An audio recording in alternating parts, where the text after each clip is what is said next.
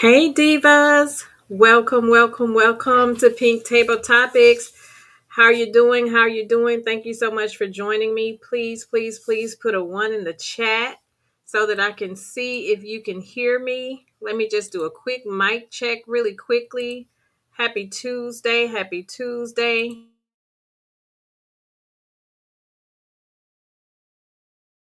Mic check, mic check. Happy Tuesday, happy Tuesday. How is everybody doing? Hey Riri, my Teresa is here. Thank you so much, Diva, for joining me. Okay, Teresa says that she can hear me. Hello, and welcome to Pink Table Topics. I am your host and good sis, Pink Diva. Thank you so much for joining me. As you're pulling your seat up to the table, please don't forget to hit that like button. Feel free to drop down and leave a comment, and also engage in our topic and turn those bell notifications on so that you'll be notified each and every time I drop a new topic. And as you know, our mission is to create a safe space for women to gather as a community, engage in healthy dialogue regarding real life issues that we as women deal with on a daily basis. But y'all know, most importantly, it is to foster the true meaning of sisterhood. And if you are here, that means you're already subscribed and representing the Diva tribe. And not just any diva. We are divine, we're inspiring, we're valiant, and we are admirable. Welcome to the table, divas. Happy Tuesday. Happy Tuesday. I missed you, ladies. How is everybody doing? Happy Tuesday. Let me do our motivational quote of the day. Sometimes the truth breaks you wide open, not to destroy you, but to rebuild you into the woman you were always meant to be. Let me say that again. Sometimes the truth breaks you wide open, not to destroy you, but to rebuild you into the woman you were always meant to be. Now, let that set the tone for today's topic, because we have a great topic. This conversation isn't just about betrayal, but it's about becoming, it's about healing, and it's about us owning our voice as women. Owning our voice as women. But let me go ahead and do my Divas roll call. You know, I have to be courteous when you come to my house. My sis, my mod, Teresa Wright, my Riri, she's here modding for me. Hey, Riri. Thanks for joining, sis. Angela Richardson is here. Hey, sis. Thank you so much for joining me. Hey, Rosemary. Thank you so much for joining me. I appreciate you for being here. Angela says she's working, but she's listening. Thank you so much, sis, for listening in. Thank you so much. I appreciate you. Hey, Mama V. Thanks for joining. How are you? I missed you too, Teresa. It just seems like it be so long when I miss 1 week. I had last week, Tuesday, I had Vacation Bible School. Hey, Gia. Thanks for joining, Diva. I appreciate you for being here. Last week, I had Vacation Bible School, so I had to teach the young kids at church, so I didn't have time. Hey, sis. My sis is here. She said, hey, Divas, I'm driving. Please hit the like button on your way in. Sis, be careful. Thanks for being here, sis. Be careful. So I had Vacation Bible School, and then it was a short week for me because of the holiday, and I did absolutely nothing on what I call the Black folks barbecue day. That's what I call it. I did absolutely nothing. Did you all have a great 4th of July? Did you barbecue, cook out, go to a cookout? I didn't go anywhere. My husband and we stayed around the house all day long. We finally both had a day off together, which is really rare. And we sat in the house and we watched movies all day. We did run out just to go grab us some dinner. My son-in-law has a barbecue business, and they took some orders for some barbecue plates for the holiday, and we placed that order, child. We did no cooking. You hear me? We did no cooking. So we only just ran out to go pick up our food, and we came right back and continued our movies. We had a movie marathon the entire day, and I loved every minute of it. And Saturday, we did go out on Saturday. We went to the park because my son-in-law was celebrating his birthday, so they had a cookout at the park. So we went out there, and that's where I told you I was out there playing kickball with them young kids.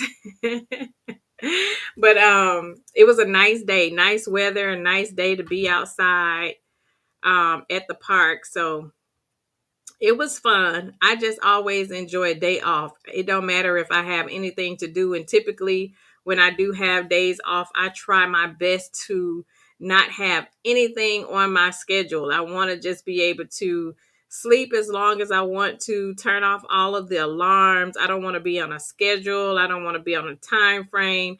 I just want to move as I see fit to move.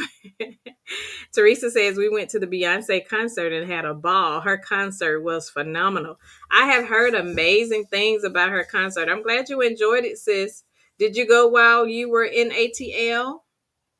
I've heard some amazing things about her concert. I have never been to a Beyonce concert, but I heard she does a phenomenal job. Did any of you go to the Essence Fest? I know the Essence Fest was this past weekend. I know a couple people who went down, and from the pictures, they looked like they were having fun. Um, but it was hot. It was hot. Did either of you go or Gia? I think it was Gia that said she went to Essence Fest and she didn't like it. Wasn't that you, Gia? I saw a couple people that went. I saw photos, but I didn't see anyone say if they did or did not like it, but I did see a couple people that did go. Teresa said, "No, I'm home in the DMV. She will be in ATL next week." Oh, okay. Okay. Didn't she just get off of a tour not too long ago? She is doing it. She is doing it. I'm not mad at her. Get your money, girl. Get your money. Get your money. Get your money, Beyonce. But we are going to move. Gia says it was disappointing for me this year. Ah, what happened, Gia? What was it about this year that you didn't like versus the last time that you went? I heard a couple other people say that it was disappointing. Was it because of the lack of support or the vendors that showed up or didn't show up, or was it the entertainment? They typically, that's really surprising because they typically have a really, really nice really, really nice show. It's unfortunate that you spend all of that money and go and you're disappointed. Sorry to hear that, but we'll make it up in Vegas. And I just purchased my ticket earlier this morning for my Vegas trip. So my flight is booked, cuties. My flight is booked for Vegas. So we're going to make sure we have an amazing time in Vegas. Teresa said the lack of vendors. Oh, okay. I saw a couple of the stars, a couple of the cast from Atlanta Housewives and the Divorce Sisters. They were there. A couple of them, they were there promoting um, their endeavors at the Essence Fest this year. Gia says the concert lineups, the vendors were lacking. That sucks. But that's okay. We're gonna make up for it in Vegas, Gia. We'll make up for it in Vegas. But nonetheless, we are going to go into our topic. And as you saw on the thumbnail, who in the world did I marry? Okay, yeah, that's what I'm talking about. Gia. Gia said I booked my flight yesterday for Vegas. I booked mine this morning. I booked mine this morning, girl. Thank goodness for flight points because I always frequent Southwest and I had some flight points saved up on Southwest. So my flight was $5.90, y'all. Oh, $5.90 for my Vegas flight. And I'm so glad about it. Teresa says, I saw you divas out there dancing. Looked like you all had a ball. Teresa, we had an amazing time. We were celebrating our 11th year anniversary last weekend, not this past weekend, but the weekend before last. And we had a full weekend of, excuse me, a full weekend of activities. We line dance, we did karaoke, we did like a game show, like the Family Feud type game show. We had an amazing time. We did a brunch, a really, really nice brunch. So we had an amazing time. It's always fun when we can get together as sisters. That's why I'm so looking forward to our Vegas trip. Teresa says, I love Southwest. Yes, I love Southwest too. That is like my favorite airline. I look for Southwest before I go anywhere else. It's always Southwest. But nonetheless, we're going to go into our topic. Today, we are talking about who in the world did I marry?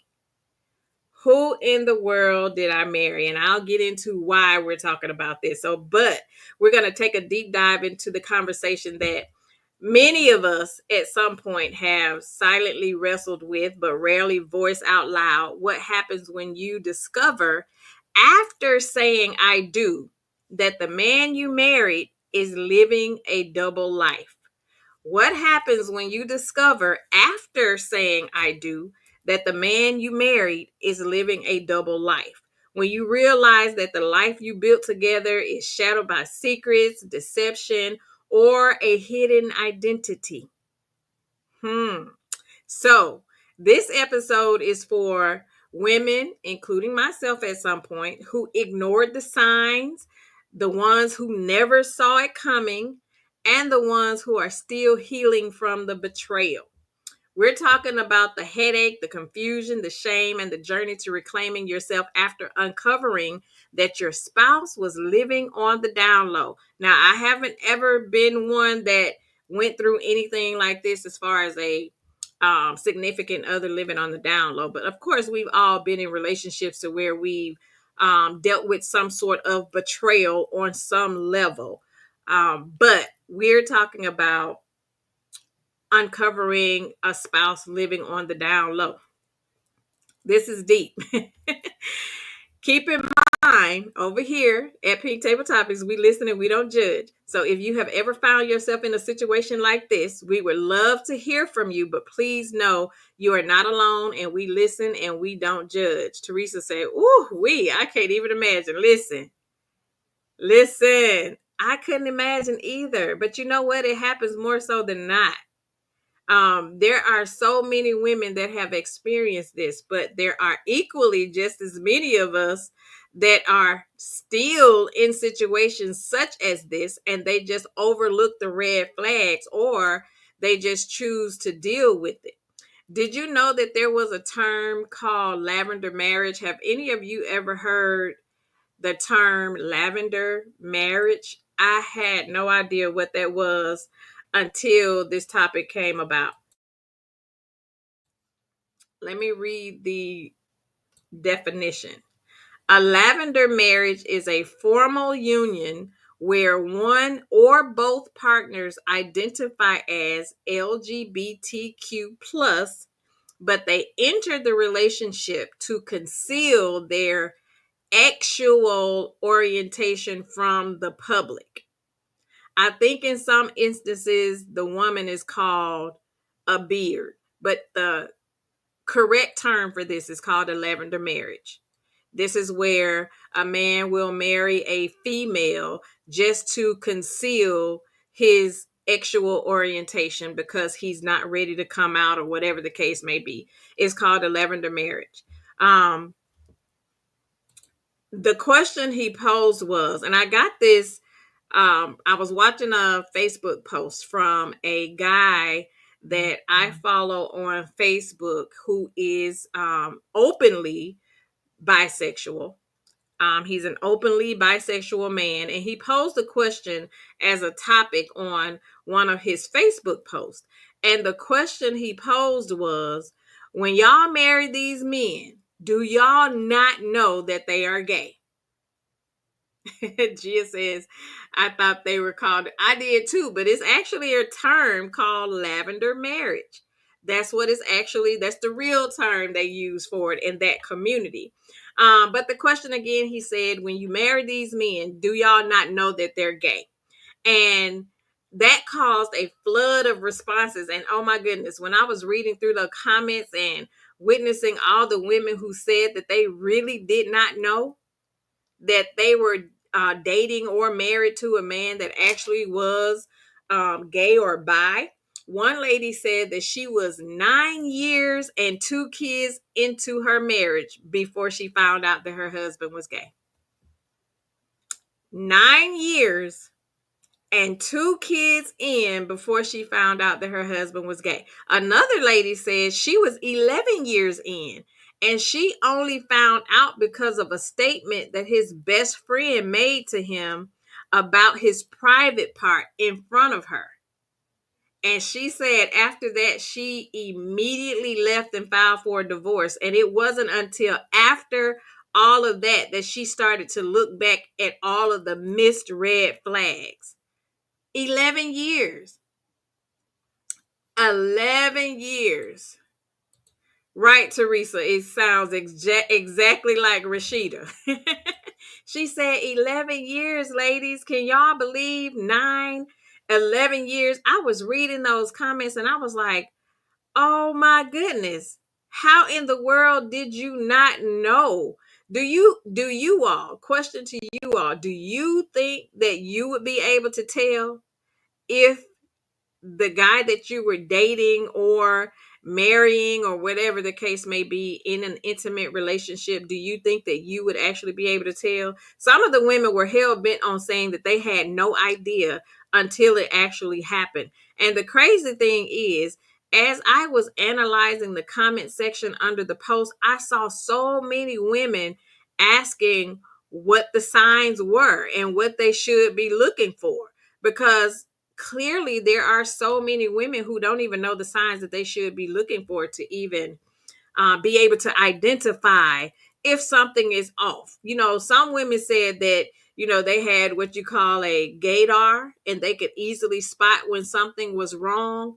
And there were some that said some of the women know that the guy is gay and they just choose to stay in the situation for financial support or to just say they got a man. I'm skimming through the comments and I was like, oh my goodness. And I was like, this is a great topic of discussion, but because for one, we know that there are so many men that are living on the down low, and it would be men that you wouldn't even suspect. And a lot of times it's so easy, apparently, concerning the lady that said she was in a relationship for 9 years, married for 9 years, and the other one that said she was married for 11 years. For 9 years and 11 years, you saw no sign. You saw no red flag. I mean, you even went and, you had kids with these men. And you know what I'm saying? And on the outside looking in, we're sitting here like, how in the world could you not know? And, are they just that good at masking the fact that they are that way? That's what I don't understand. But there was one comment that really stood out for me and that really caught my eye. And that comment was from a guy.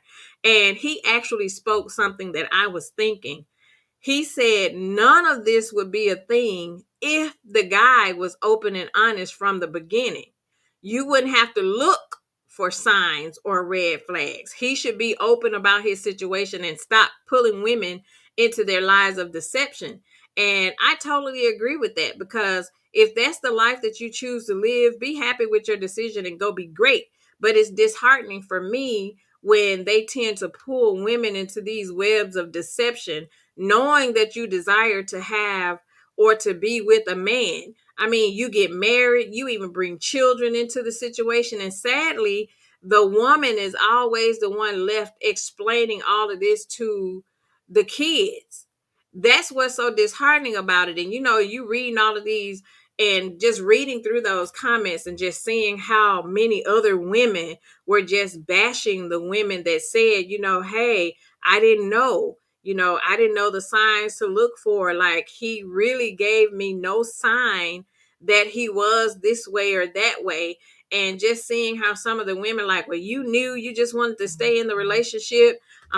Maybe it was for financial gain, or maybe you just wanted to say that you had a man at the house. And just it was so disheartening. And I'm just sitting there reading through the comments, and I'm like, why would you be bashing the woman instead of bashing the man that's doing the lying and conniving and the deceiving and betraying? Like, why is it always that society always immediately points the finger at why the woman didn't do this or didn't look for this? Because if it wasn't any red flags there, we wouldn't have to look for it, right? And the thing is, I don't care what your preference is. I really don't. I don't judge folks, but I do have a problem with men being deceptive and purposely pulling women into this lifestyle when they honestly didn't know. Like, some women just honestly didn't know. Some signs to me are hard to miss. But I guess we really can't say until we've actually been in the situation. I know things are a lot easier when we're on the outside looking in. And some of these men are just real good at lying. They're really good at masking who they are. They are really good at hiding, these lifestyles. And we know, even from growing up, we've heard of so many men having families in the same community around the corner and down the street, have a whole other family outside of the wife and kids that he lived with, and nobody ever said anything. You know what I'm saying? So it's so easy for them to be able to mask who they really are, and just not being honest. And I think that's so unfair. It's so much vetting that we have to do as women before we even go into these relationships. And you really don't. And sometimes you can be in these relationships for years and still not even know the person that you're in a relationship. Their representative, depending on how long he chooses to allow that representative to stick around, that representative could be around for a long time, and have you just swept off your feet and you had no idea. You really had no idea. No idea. And it's sad to me. Teresa says, I would be sick to my stomach once I found out. Girl, isn't that heartbreaking though? Like, how in the world? And then, like I said, it's always us, the women, that, especially if there's kids involved. What do you tell the kids? Do you not tell the kids because you don't want to taint the kids' perception of their father? And we're good at that. We're good at that as women. We're good at, I don't want to taint his image. I don't want to tell the kids because that's their dad. I don't want to turn them against their dad. So here we are having to explain to the kids why, mom and dad can't be together anymore. And now we got to live in separate houses and all of this kind of stuff. I just think it's so, like, it's a mess. Teresa says, right. Stop dragging women in your mess. Exactly. Stop dragging us in the mess. Go handle, be who you are over there. And the thing is, there are, just reading through those comments, there were some women who were saying that they were even open to being in these lavender relationships if he was just honest. Like, all he had to do was just be honest about it, and they were actually okay. I would never, but there were actually some that were okay. So my thing is, if you know that there are women who are willing to be a willing participant, how about you go seek those women out, and not the women who actually desire to be in a monogamous relationship, a truthful and honest relationship? Like, go over there and holler at the women who just don't care. Gia says, I know a male who was a side piece to a married man. The wife never suspected. She assumed they were boys. Oh my goodness. She said, we had a fallout in our relationship because I was not in agreement. I would not have been either. I'm not even in agreement with anybody being a chick and you being a side chick to a married man. I'm not in agreement to that. So I definitely wouldn't be in agreement to that one. But it's so sad though that people just, never know. And that just goes to show how we as women, we are so, when we go into relationships, we go into it, the majority of us, and I can only speak for myself. We honestly go into the relationship really looking to build a lifelong relationship. None of us go into these relationships to, end up finding out that there's some type of deceit and betrayal going on, or divorce up the road. We actually go in trying to build, because typically when we've gotten to that point, especially when we've gotten to the point to where we want to be married, this is somebody that we really see ourselves being with, and not just, some of us, well, I can't say all of us, but there are some women who get married just to get married. Some of them just want the ring and the house with the picket fence. They want the wedding, but they don't want the marriage, if that makes sense. But it's just unfortunate that, so many women are always just so played over, and we're some of the most genuine people. Some of us, we're some of the most genuine people that you could ever cross. We're so loving and so nurturing, and a lot of us would give the shoes off our back if we had to, but then we always tend to get knocked up with this knucklehead that really don't have our best interest at heart, and it's so disheartening. Teresa said, I think that's the problem. We think they're just boys. They play basketball together, shoot pool. Who would expect it? You're very true. You're very true. And especially if you're somebody like, like me, I don't check for my husband when he say he going to kick it with the guys, or they're going to brunch, or you going to play pool, like you were saying, or bowling in his case. I'm not one to question, like, are they really going to play bowling?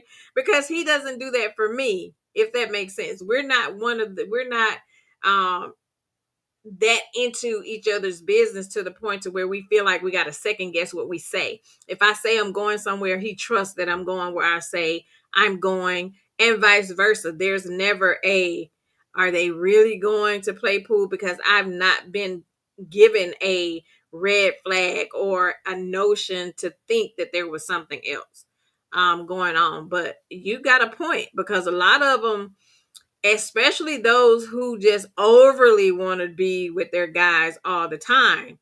Now, that's definitely letting out. If you hanging out with your boys more than I hang out with my girls, now that is a red flag. Because what y'all doing over there? What's really going on? Teresa said, me either, sis. I don't even agree to a man cheating with a woman. So I don't agree with him cheating with the dang man. Girl. And hey Bridget J, thanks for joining, sis. She says she's in work. She's at work in the bushes. Thanks for listening in. Please hit the like button for me, sis. Thank you. Hey Sharon, thanks for joining, sis. Teresa says we trust each other. Yes, we trust each other, and that's how relationships should be. We should be able to trust each other, but especially when it's a situation like this, do you think that you would be able to see a red flag when it comes to him being on the down low, though? Because I don't know. I'm just like some of the women that were in the comment. I don't even know the signs to look for. One of the ladies were saying, if he overly wants to always have to be actual from the back door, if you know what I'm trying to say, then that's a red flag. One of them was also saying, she said, the one that was with the guy for 11 years, she said when she confronted him, he told her that he wasn't quote unquote gay because he wasn't a bottom, and that the guy only gave him fellatio. So I guess there are a lot of them who feel like they're not even really gay. It's just depending on the activity that you um engage in with the other guy. So I guess if you are a bottom, then you are considered quote unquote gay. But if you are the one giving, then you're not. And if you are receiving fellatio, then you're not. But to me, my opinion, and again, we listen, we don't judge. My opinion, if you are of the same sexual preference, you are a part of that community. There is no way you can clean that up for me. You cannot come to me and tell me that, he only gave me fellatio, and I'm not supposed to think that there's something wrong with that. That's just even if it's a female. And again, if you like it, I love it. But as for me, it's a no for me. But that's just like if you are a female and another female is doing to you what a man should be doing, you are that way. There's no, you can't tell me that you're not like that. If it's and again, to me, and I guess it just feels like it's so, when I see women together, it's not a big deal. But when I see, especially the big cocky men, the ones that are, and I have a friend that's gay that I used to work with. And he used to give us all the tea when it came to what to look for. And he would always tell us, he was like, you would be surprised at the men that show up at these gay bars. She said, y'all, he was like, y'all think that they are the little prissy men. He was like, no, ma'am. He said they come in there with their Timberland boots and they white tees, pulling up on their candy coated painted vehicles on the 24-inch rims. He was like, those. He said those are the ones that frequent the bars and all of that stuff all the time, and those are the ones that we really need to look out for.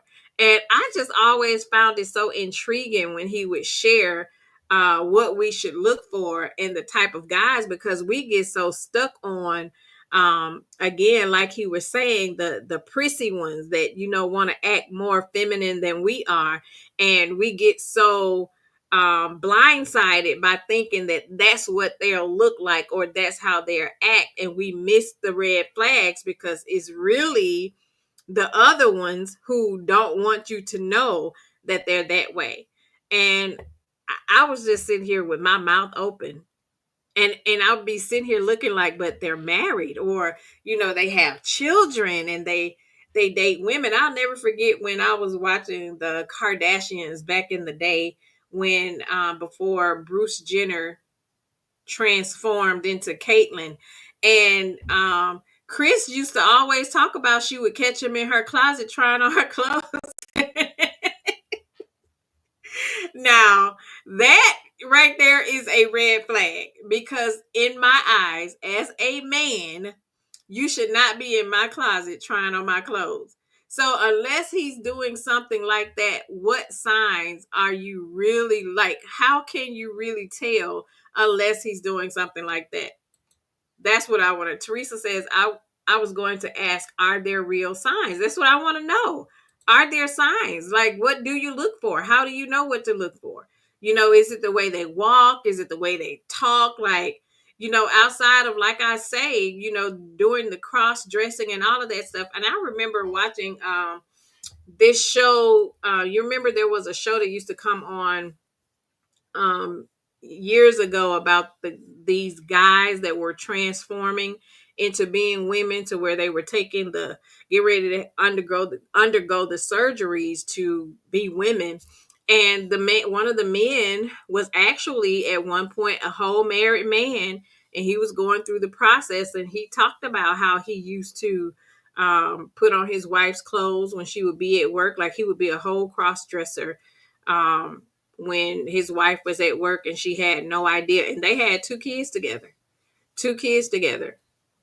And I was sitting there like, how do you bounce back from something like that? Um, I don't know. Teresa says the men who want the back door is suspect. Exactly. She says, if you're doing any of it with the man, that's exactly what I think. Sharon say, bingo, boy, bye. Right, Sharon. A whole mess. Like, what are we doing? Gia says, I had a cousin that I would take with me to the clubs. He would point all the down low brothers out. And they be knowing too, Gia. They be knowing. And I be sitting there like, what? Not him. And we actually did that at my job. We worked together, and we would just sit there at lunch, and he would tell me, he was like, that one is one, that one, I can have that one. And I'd be sitting there like, oh my gosh. I just was like, if you don't have, and to all of my single ladies out there, if you don't have someone now, the choosing pool is real low for y'all. Real low. My sister tell me every day, she said, I'm happily single and enjoying every minute of it because you just don't never know what you're getting.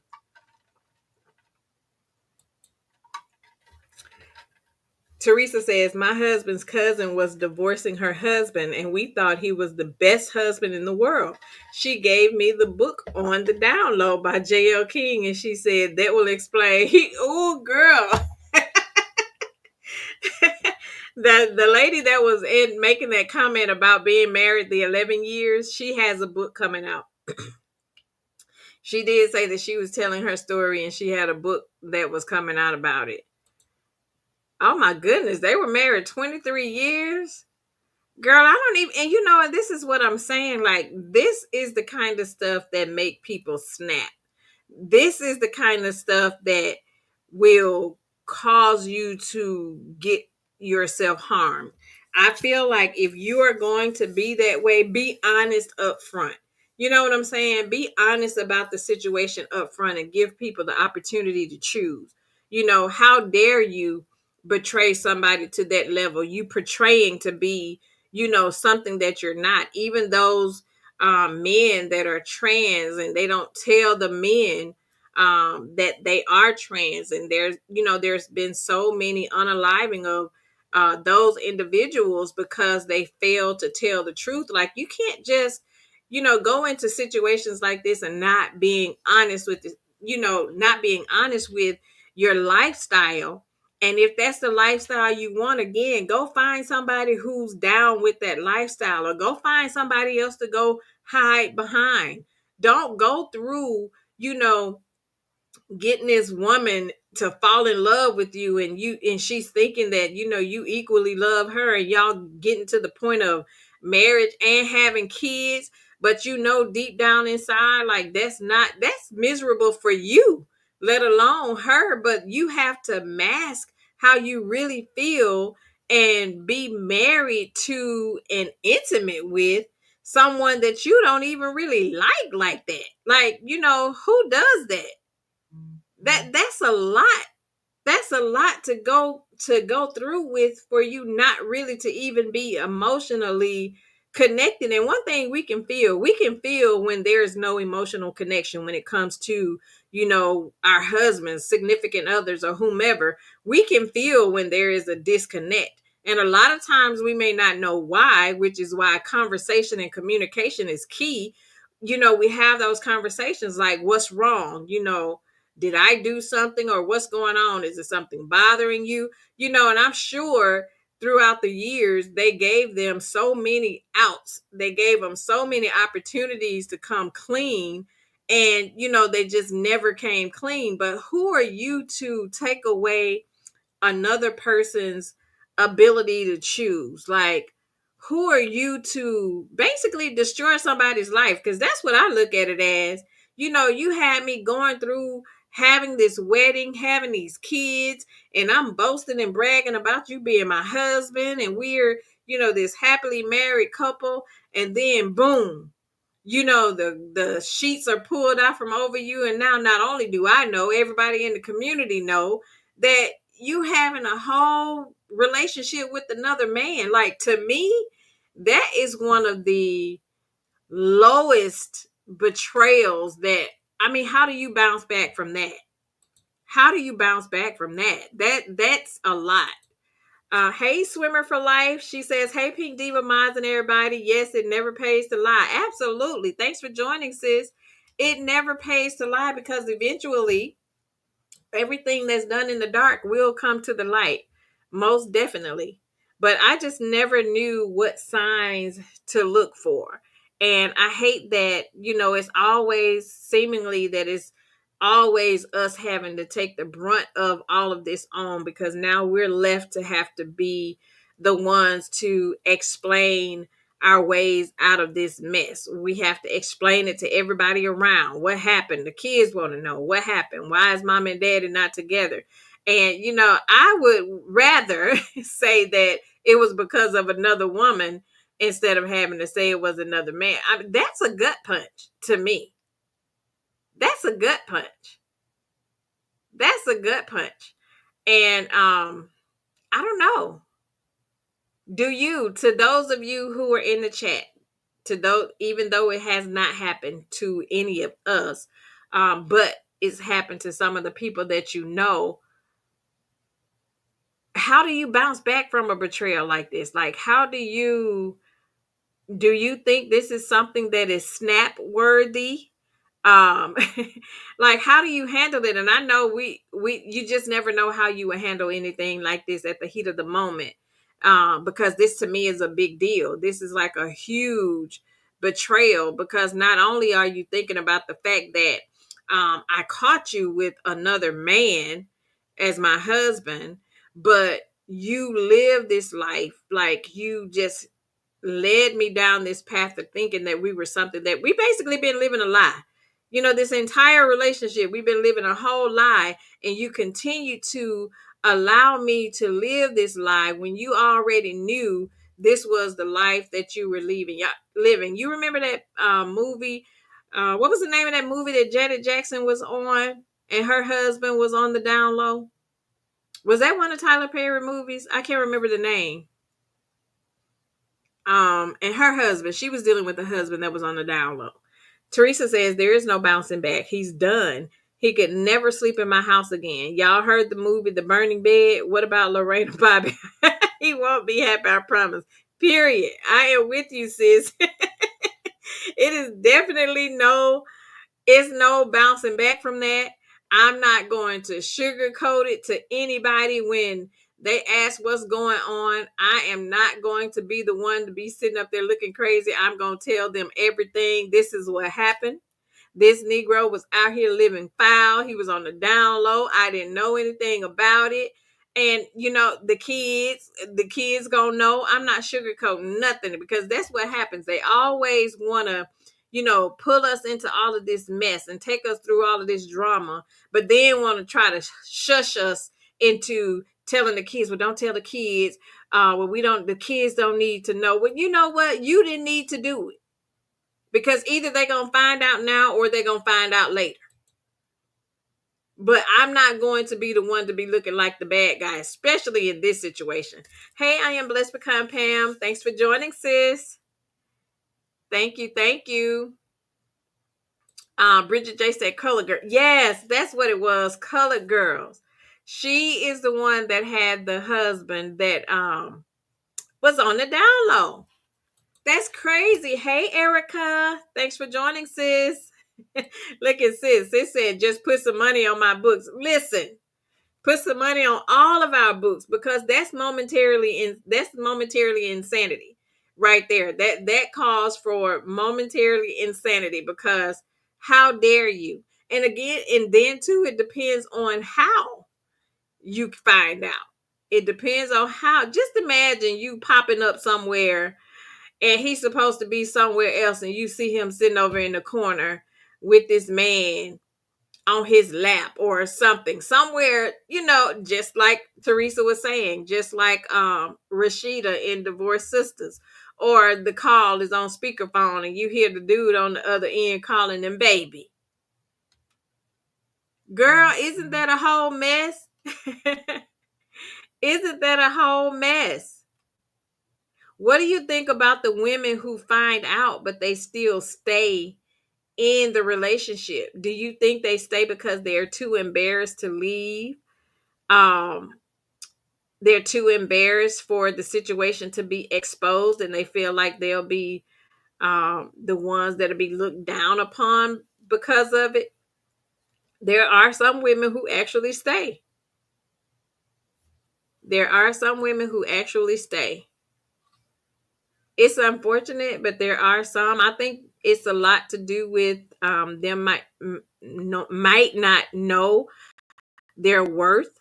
Um, it could be financial, because again, this isn't something that you were preparing for or that you had prepared for. I think it's more so it has a lot to do with financial. Teresa says she won't be embarrassed when she get HIV or something. Get out. I know that's right. I know that's right. And that's another thing.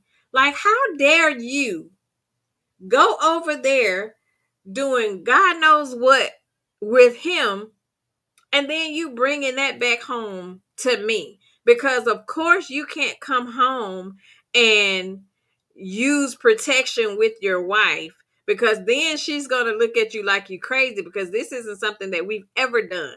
So how is it that you coming and now you want to suggest that we use protection, and we've never used protection before?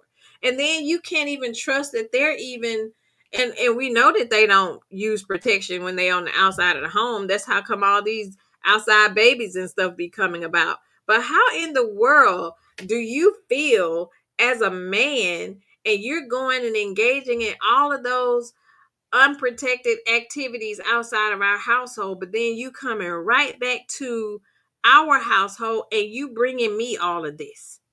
Not only are you can possibly transferring diseases, but you transferring all those spirits into me. You carrying it from place to place. Like that, to me, I'm like, sis, you're gonna have to put some money on my books, because all of that stuff would be going through my mind. All of those things would be going through my mind, and I would lose it. There's no way that I just don't feel like I could I could bounce back from that. He would never even be, if we had kids too, you wouldn't even be able to see my kids no more. We jump in state. You would have to find me. You wouldn't be able to contact my kids. You wouldn't be able to contact me. That's the ultimate betrayal. Because you could have handled your lifestyle before it got to the point of you getting into a marriage and bringing kids into the situation, when you knew that wasn't where you wanted to be. You knew that your intent was never to, be in that marriage, be in that happy marriage and raise kids together. That was never who you were. That was never who you were. I guess we got to start paying attention when they stand down in the man cave for too long. Like, what you be doing down there? Erica says, I think women sometimes ignore feminine mannerisms with their men at the beginning. God always send warning signs. Very true. He does. He does. And to your point, because Erica, we was talking about this a little earlier in regards to the signs that we look for. Now, when you're saying feminine mannerisms, what mannerisms are you speaking of exactly when you say feminine mannerisms? Because I know, I have a cousin. He's not gay, but he was raised in the home with it was all women in the house. There were no men in the home. It was all women. He cooks. Cooks like a woman, clean like a woman. Really cares about his appearance and fingernails and all of this kind of stuff. So when you say feminine mannerisms, because on the outside looking in, those mannerisms are feminine. So what is a feminine mannerism that we should look for versus what should be a, hey Cricket, thanks for joining, sis. What is a feminine mannerism that we should look for? And does that make them, and does that give us a red flag because they have those feminine mannerisms? We were trying to find this out earlier. We wanted to know what were some of the signs, because apparently a lot of these women out here are missing these red flags and what to look for. Because as I was stating earlier, when I was reading the comments under this topic, there were a lot of women asking, what should they look for? What signs should they look for when trying to identify if he was on the down low or not? But great point. But we're trying to figure out what to look for. Teresa says some of them do twists better than we do. Look how they hold their hand like right. We see that. They sure do, girl. Some of them be shaking more than we shake when we walk. And I be sitting there like, now, we don't even do all of that. Come on now. Teresa said, but some of them are Big old muscular guys with a lot of swag. Absolutely. Yes, it is for sure. Erica says maybe glancing at good looking men wanting to wear women clothing behind the scenes, etc. Yeah, though that one wanting to wear the women clothing behind the scenes, that is definitely one as well. But again, we don't necessarily see that though, because they don't let us see that part. They don't let us see us trying on the women clothes. They usually are doing this like behind the scenes when the women are at work or gone or something like that. You never really catch them doing that, so we wouldn't even know if that was like a fetish of his, because he's not gonna what man is gonna let us just openly see him saying, girl, let me try on that skirt, or I like those shoes. What man will openly allow us to see that? Teresa said, go to ATL. Girl, I already know that's the capital. And that's why you just have to be careful. That's why I tell people, when you move into Atlanta, you either need to have a man already or go there being happily single, because you don't ever know what you're getting when you go to Atlanta. Teresa said, I promise you won't know the difference. But when they dress, you won't know if they're a man or a woman. You won't know the difference. That's the thing.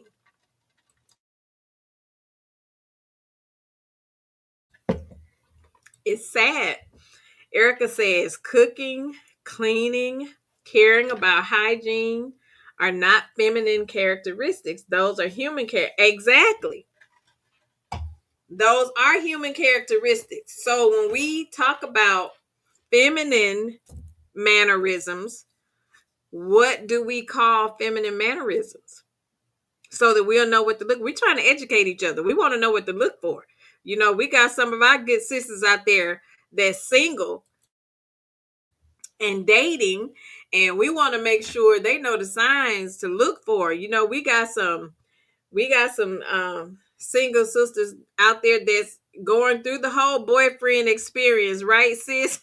We want to make sure that they have the signs to look for. But I definitely know cooking and cleaning and all of that kind of stuff is not, because who doesn't want a man who can cook, clean, and definitely take care of his hygiene and all of that kind of stuff? We want men to be able to do those things for sure. Erica says Chris Jenner knew about Bruce wearing female clothing behind the scene, allegedly. I believe she did too. I believe their arrangement was just that, an arrangement, because that whole situation was weird. That whole situation is weird. But again, there are some who hide it very well. What about a man who overly exerts himself in the way you dress? Do you think like a man, let's say your significant other, is really into like, how you dress, like the clothes that you wear, and just really overly um um is overly involved in like, you should wear this, or I think this one fits you better, or I like the way this dress hugs you and you should always buy this brand or that? And do you think that's like a mannerism that we should watch out for? Because my husband don't care. My husband ain't he'll tell me, of course he'll tell me when I look good all the time, or I like your dress or something like that. He'll say that, but not getting involved with, you know, how I shop and what I buy, and what he prefers to see me in versus not, or you know what I'm saying? Sis said, unfortunately, there are no signs, in my opinion, other than catching them in the act. It's some very masculine, down low, or just gay guys out and about. It really is, sis. It really is. That's why I didn't find it hard to believe when these women said that they did not know. And, but it really were some people who were hell bent on saying there's no way you can be with a gay man and not know that he's gay. And I beg to differ, because I don't know if I would know unless, like you say, it just really out in the open and it slapped me in the face. I don't know how we would actually know. I don't know if it's some sort of sign, like are they extra angry all the time because maybe they're in this situation or this relationship and they know that that's not where their heart is, and or they are having these gay tendencies, but they know that they can't come out because of the scrutiny that they may receive or the backlash they may receive. So they mask it that way. I don't know. And the thing is, if you want to be that way, that's your preference. I don't judge. I'm not a judge or a jury when it comes to how anybody chooses to live their lifestyle. But I just, again, I hate when you pull other people in it. My thing is, if you can't or you're not ready to come out, don't pull anybody else into the situation. Stay single and do what you do behind the scene. Who cares that they say they never see you with a woman or vice versa? Because my people tell my sister that all the time, like, I don't never see you with no man, but she dates behind the scene. But people always want to put you with people or want to criticize you because they don't see you with the man or they don't see you with the woman or whatever. I would respect you more if you just stay single and living your truth. We're not the judge or the jury. Teresa says, now that we're talking about it, I think a man who's married with children always wanting to be with his male friends are suspect. Yeah, because why won't you be at home with your kids? Be at home with your kids. Erica says, I think men that always want to be around other men rather than his significant other. My granddaddy used to say, watch out for a man that always want to be around some hard legs. Right.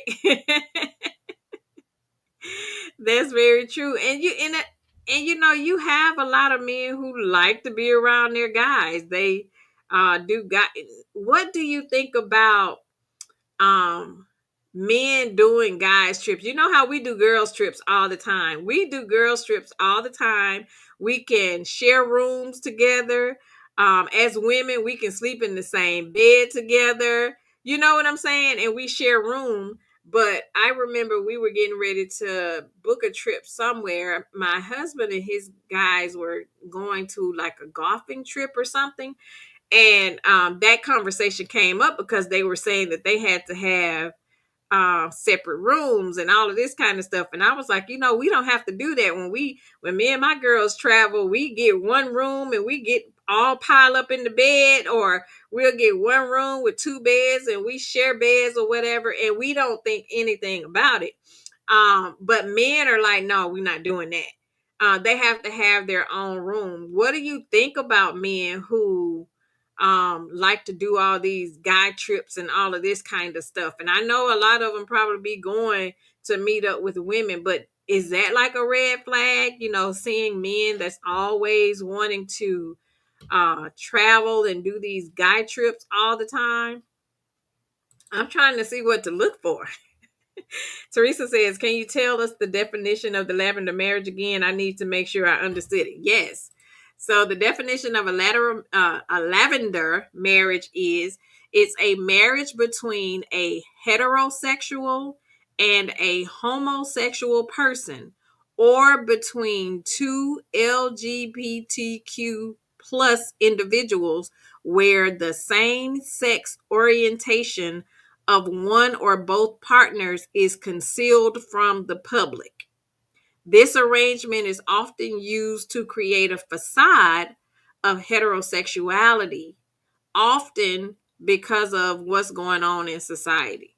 So they call a lavender arrangement, meaning I know that you are a gay person, but we're going to get married because I want to conceal who I really am to the public because I'm not ready to come out. So basically, like we were saying, how we would see a person, let's say Tyler Perry, his baby mama, we were saying that she was his beard because people thinks that he's that way. So they call her his beard. So typically a person that you think is already a gay person, and if you are the female with that individual, they call you the beard. So that's typically what a lavender relationship is called. Interesting, isn't it? Very interesting. Sharon says, but most of them say we hoes on girls' trips. Farthest from the truth. We be sleep. Girl, we be kicking it. You hear me? We be kicking it, and I girls trip all the time. I live for a good old girls trip. You hear me? It could be a weekend, overnight, week stay. We be kicking. We be outside. We be having fun. It's just different. Girls are just, to me, different. The girlfriend dynamic versus the men and their guys is totally different. We just really like girls and sleepovers, basically how we are. We still have adult sleepovers at my big age, and that's just our girlfriends. That's just what we do.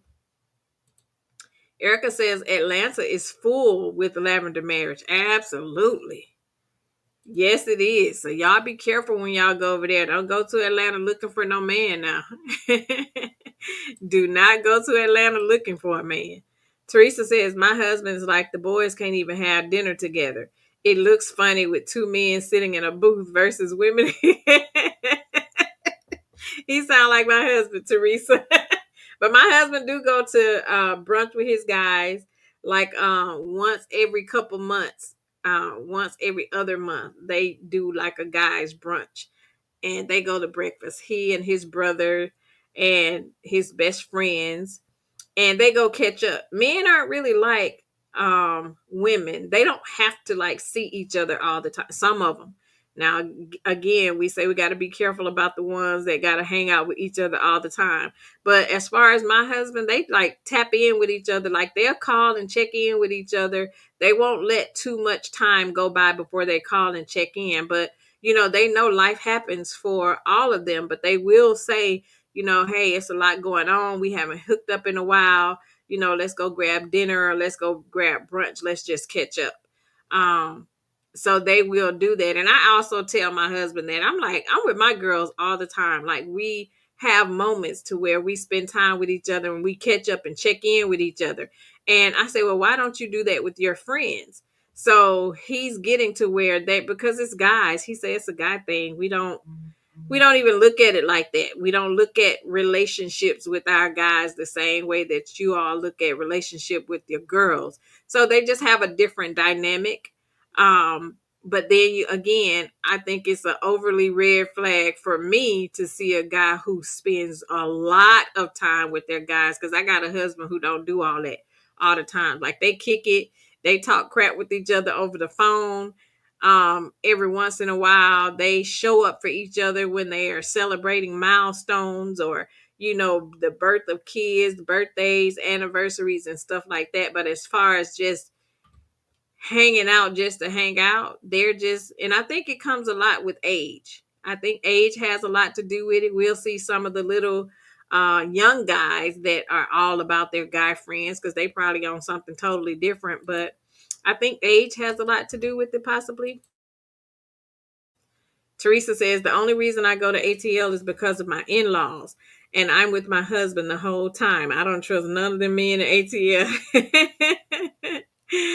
at all. Atlanta is a fun girls trip, though. We girls trip in Atlanta all the time. Oh my goodness. I've been girls tripping to Atlanta for so many years. It's a lot of fun in ATL, but just go because you have your own agenda and not because you looking for the guys. And all the time you don't have to be looking for them. They'll seek you out. So just be careful on the ones you choose when you get there. Keep your eyes open and pay attention. My next question: why do you think that we as women are always the first to be blamed instead of the man who actually committed the betrayal? Why does society expect more from us than they do the men? Let's say we're dealing with this situation of finding out your significant other has betrayed you because he was on the down low. Why is it the first person being blamed is the woman? Why is it that people are coming to the woman saying, well, how did you not know? Or how did you miss the fact that he was gay? Or, How did you not see that something was off with him? Why is it that we are the first ones to be blamed and nobody is ever going to him and saying, well, why did you betray her like that? Or why did you even get married if you knew this was the lifestyle that you were living? Or why did you decide to have kids when you knew that you had a whole different side of you that nobody else knew about? Why is it that we are the first ones being blamed and the finger is always pointing at us? Anybody? Why are the women the first to be blamed? Why? And that's a question that I've always had, not even just with this situation, just anything in general when it comes to relationships, when it comes to domestic violence situations. The first question is always, why did you stay? Why didn't you leave? Why didn't you leave sooner? Or, you know what I'm saying? It's always, we get hit with 1,000 questions and nobody talks to the guy. Erica says, I told my son not to date the women in Atlanta because some of those women are dating men who are in the life, and that can be dangerous. I mean, no offense to that community. I totally agree. I mean, no offense to them either. However, they're not always honest. And I feel like, they fight for all of these rights and they want to be treated equally, as they should be treated equally. I don't think anybody should be treated wrong because of their preference to be whomever they decide to be. I feel like everybody should be have the same opportunity to be open to do whatever it is that they want to do. Because again, you don't have to answer to me. I'm not the judge nor the jury. However, I do feel like you should be honest. You should be honest, and you should not have so much venom for women because you cannot be who you want to be because of society. So again, be honest about it. Be honest and giving. That's with any situation, any relationship. Always give the other person the opportunity to choose. Don't take my opportunity to choose away from me. You don't get to make that decision for me. Tell me up front what it is, and then let me decide if I want to stay in this relationship and keep rocking with you, or I want to just choose to walk away. I want to cut ties and walk away.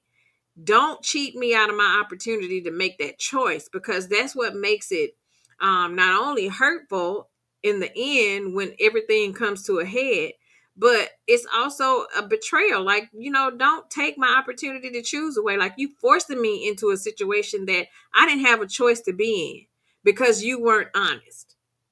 Because if you were honest at the beginning, 9 times out of 10, we wouldn't have gotten as far as we got. Honesty is the key. Be honest and upfront about who you are and what it is that you desire to do. Like, make sure your intents are known for a person. Don't just pop up in anybody's life. And that's for women as well. Don't just pop up in anybody's life when you know your intent isn't well. You know what I'm saying? Leave people alone. When you see people over there living their lives and being happy, don't go over there destroying that person's happy space because you're coming with your ill intent and you're bringing all of this baggage and all of this drama into these folks' life when you know you don't mean them well. Go live your life. There are plenty of people who are out there that's willing to play the same game you're playing. Why is it that y'all don't never hook up with those people? The people who's on what you on. The people who, just want to hit it and quit it, as they say. The people who's not looking for long-term relationships that's out there just wanting to do whatever it is that you want to do. There are people who are just like you. Why won't you go connect yourself with those people? Why is it that you always want the good people, the good men, the good women? Why do you always want to damage those people? Right, Erica? Honesty is the best policy. Honesty is the best policy. Sharon said, it's like we as women supposed to know these things beforehand, and men get the easy way out about not revealing their true identity. I totally agree, sis. It's always like they expect more out of us than they expect out of the men. They always get the easy out. It's always what we could have done better, what we could have done better. We should have looked for these red flags, or we should have known this, or we should have known that. Well, you know what? We would not have had to look for the red flags if there weren't any red flags. Why are you coming to the relationship with all of these red flags? How about you get rid of the red flags before you come into the relationship, and then I won't have any of that to look for, right? Come on now. Hey, CC. Thanks for joining, sis. Thank you. Thank you. So, why is it that we always get the brunt of you shoulda, coulda, woulda? It's never him, it's always us. And, they're always being coddled, always being coddled. Um, Next question. Is there ever a right time to confront your partner when your intuition tells you that something is off? Let's say you saw something, you saw a red flag, or your intuition is telling you that something is not right. Do you confront him right away? Do you ponder on it? Do you wait for the right time? Like, is there ever a right time to confront? Let's say you saw the red flag. And again, I'm asking these questions and trying to get your answers so that we can possibly help someone that may be listening in or may listen later that is either going through this situation or know someone that's going through this same situation. So I'm asking these questions so that we can talk about it, so that when someone listens in later, they'll know, they can see, the answers to these questions that can help. And that's what it's all about at the end of the day. We're trying to help us not have to go through a lot of these situations that we're going through, because again, like I say, believe it or not, this is happening more frequent than we think it is. It really is people out here living on the down low and living these double lives, and we're on the outside looking in hollering couples goals because we was like, oh, they look good together, they dress nice, they got a nice house, and they have a nice looking family dynamic. But those are the people who be going through some of the hardest task behind the scenes. So, what we may think of as couples gold, you got people just like that, and he out here living a whole separate life. And that woman behind the scenes, yes, she got that big, nice, pretty house, but she living in hell. So we just trying to help each other win at the end of the day. Is there a right time to confront him on the situation if you saw that red flag? Or if your intuition tells you that, something is off. Do you think it's a right time? Do you think she should say something right away? Do you think that she should hold it in, but pay closer attention to see if she sees or notices something else? Because I know a lot of times when we look for something, we find stuff. And a lot of times things aren't always what it seems. And sometimes I think we can react too fast. Do you think they should wait and see if they find another clue, if you will, or should they address it right away? Teresa said the sad thing is there are probably a lot of couples we know who have a man on the down low. So sad. Absolutely. It's really sad. I totally agree. Erica says, if you check out social media, you'll notice that there are more wives posting about how great their husbands are and how high value they are than men speaking on their. Absolutely. Absolutely. There are a lot of wives always out, and we always, cheerleading for our husbands. We're always our men biggest supporters. We always ride for our men. We always, you know, lift them up. We always support them. And that's just who we are. Like, we're natural nurturers as it is. And we always want to see our spouse win, because if he win, we win. We all winning. And you don't see a lot of that when it comes to them doing it in return. And I've seen a lot of these different podcasts, men podcasts there is, basically saying the opposite, saying that we don't do that enough. Like, we don't make our men feel um, wanted. We don't make them feel like, they're the king of the castle. And, again, these are men podcasts. So, of course, everything that they're talking about is what we aren't doing when it comes to us as Black women and the Black men in the community. But I definitely have noticed that, Erica.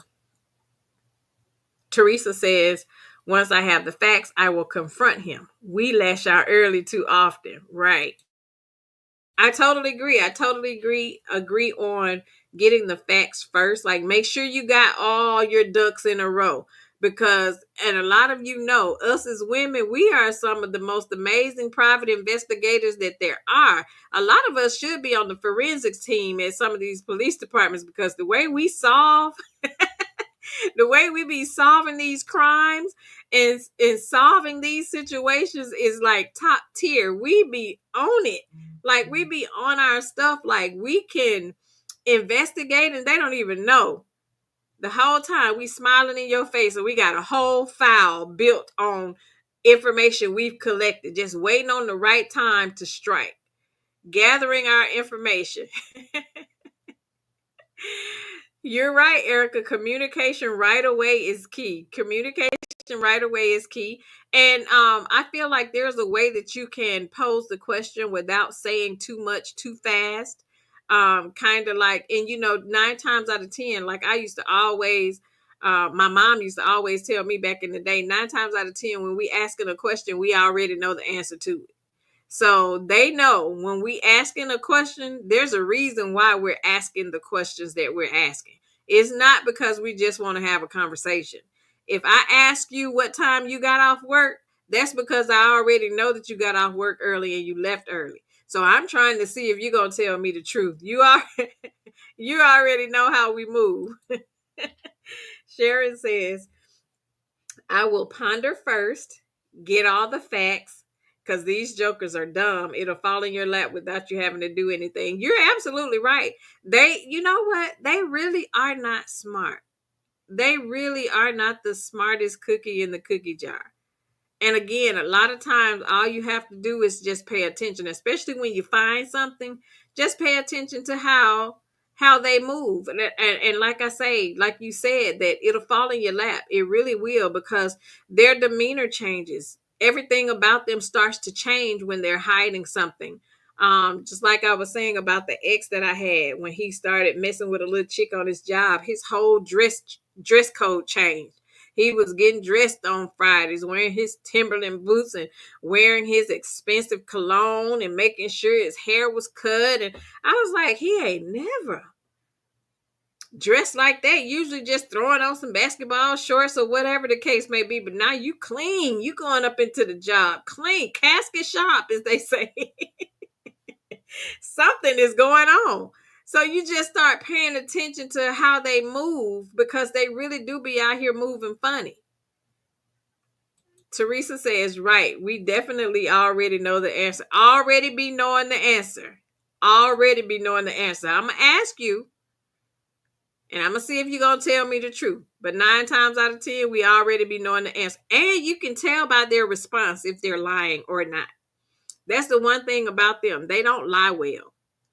You can tell by their response. I remember my ex-husband, I could tell just as good when he was lying, because his voice got high pitched every time he told a lie. So anytime that voice went up a couple octaves, I knew he was lying. Erica says, there was my problem in past relationships. I didn't ask enough questions. And when I did ask questions, they made me feel as if I was wrong and wrong for asking. I'm not like that anymore. I know that's right. Ask up front. If you got something to say it. Don't be quiet. You can call it nagging. You can call it whatever. Closed mouths don't get fed, like my grandma used to say. So if you have something that you want to ask, or Even if it was something that, he did or said that made you feel a certain kind of way, speak that, say that. Say, you said A, B, or C, and that offended me. That made me feel a certain kind of way. Because he won't know to change his actions if you don't say that it made you feel a certain kind of way. You know what I'm saying? So communication, like we were saying earlier on in the conversation, communication is key all the time. Communicate how you feel, communicate what you will and will not put up with, communicate that stuff up front. Communicate them what's a deal breaker for you, so that they'll know when you do this thing, it's a no-go for me. I'm out of it. There is no bouncing back from this. Set those boundaries up front so they'll know, you can't play with me like this. You can't play with me like this. My next question is, what would you say to a woman who just found out that her husband was living a double life and doesn't know what to do next? So let's say you know of someone who's going through this situation. She just found out that her husband was living a double life. She found out that he was on a down low. Let's say they have kids together. What would you say to her? What advice would you give her? And again, keep in mind, we're going over this trying to help someone. We don't know who may stumble across this live and may tap into the conversation and may, have these same questions that we're talking about. What would you say to her? What would you say to a woman who just found out that her husband is living a double life, and she don't know what to do next? What advice would you give her?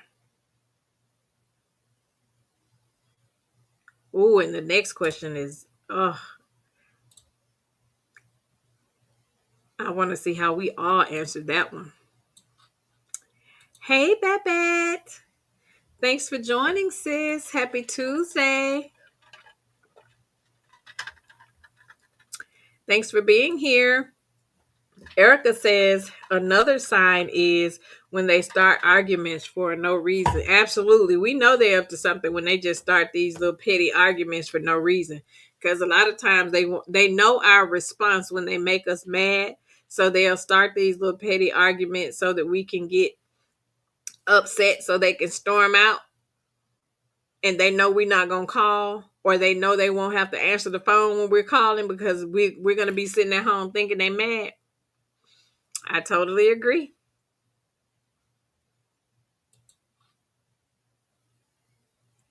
I totally agree.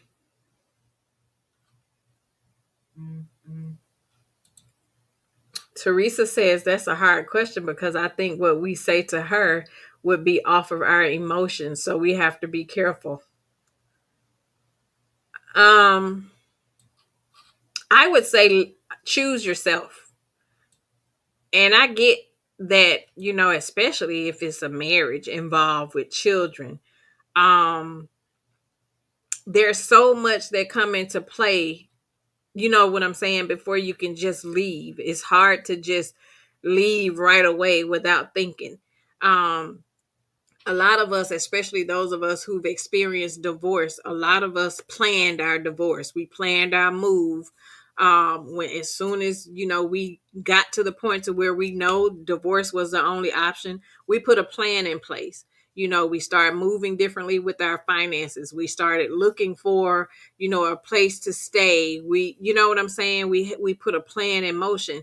So when it's something as detrimental as this, it's a marriage, there are kids involved, and then I just got a hold of this information. Not only is it gut punching that I found this out, because what woman, let alone wants to know that their husband cheated with another woman, but can you imagine the betrayal of finding out that your husband cheated with another man? That in itself is like gut punching. So it's going to take you a little bit to even wrap your mind around, what just happened. Like, this can't be, you're going to be in denial for a minute. And that's Okay, because that's a human emotion. Because you're really going to be sitting in this and not really believing that this is really happening. And then you have to get yourself to a point to wrap your head around, okay, now that this has happened, what is my next step? You can't just move right away because, again, there are kids involved.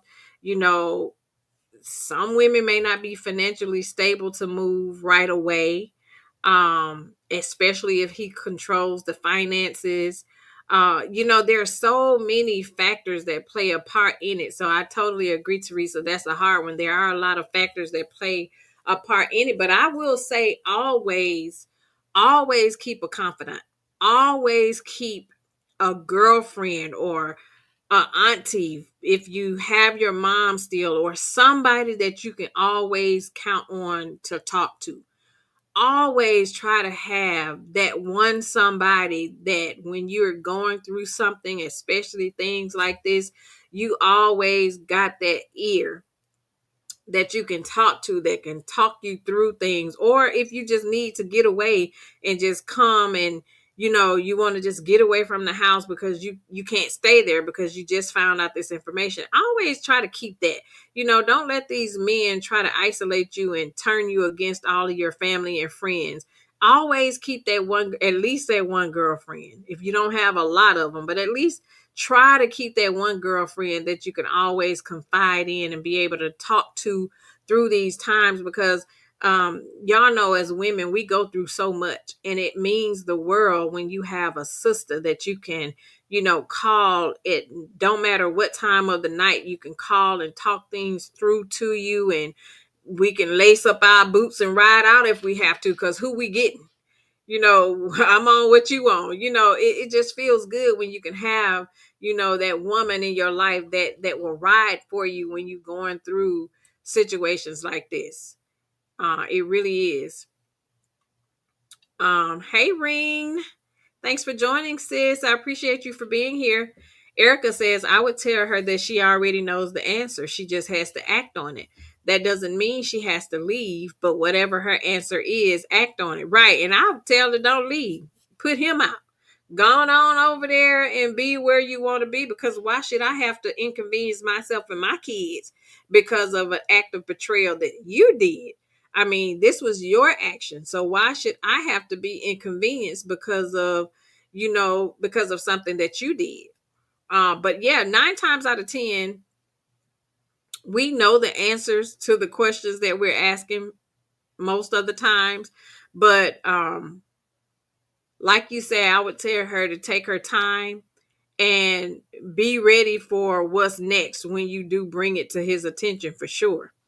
You should already have something in place to what you're going to do next. And don't act off of emotions. And I know that's easier said than done, because we can say that, but we don't ever know, because that's deep.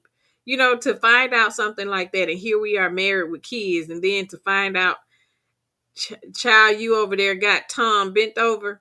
And that's the lowest of the low for me. And to me, and I already think you bringing a baby into the situation is a low, but that is low. That right there is low, for real, for real. So I can't even say how I would react. I don't know. I would flip out. I'm like sis said earlier, just get ready to put some money on my books, because we about to throw some paws. We about to throw some paws, for real. I am blessed pecan Pam says, get out immediately and don't look back. He didn't consider your feelings or your well-being. Peace out. I know that's right. He definitely did not consider his feeling. And I wonder, do they even be thinking like how we're thinking about, the red flags and what if that and what if that. I wonder, do these men ever take the time? And I know they get so caught up in doing what they're doing because they get away with it for so long. But I wonder, do they ever have a moment to where they are asking themselves, what if I get caught? What if she finds out?